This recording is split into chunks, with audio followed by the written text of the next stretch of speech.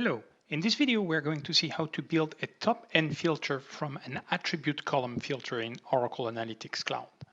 So we're going to use a dataset about school donation projects with about 770,000 rows, and we have several metrics here like number of projects, number of donors, donations, and we would like to filter by top states. So now in the state attribute filter, there is a filter type for top N as well, just like we already have for matrices.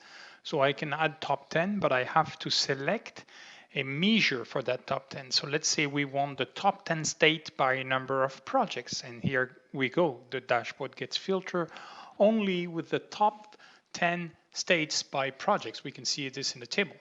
Now we could change this by to be by donors, and hopefully the report will change. So we know, see, for instance, Oklahoma is not part of the top 10 state by number of donors. This will work just as well if I use a custom calculation in the filter. So here is a calculation about average donor per project. So it's a division of number of donors by project. And I can bring this into my dashboard, my canvas.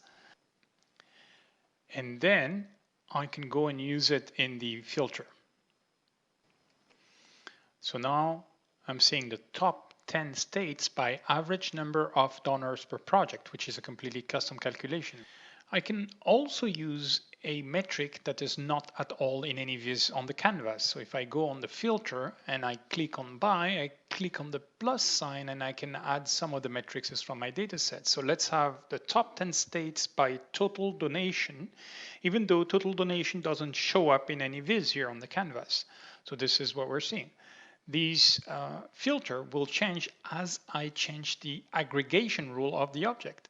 So let me add the object here to the table. We can see the total donation. Now let's change this to average donation, and the filter now takes this into account and shows us different state with a different average donation per project, project being the grain of the data set.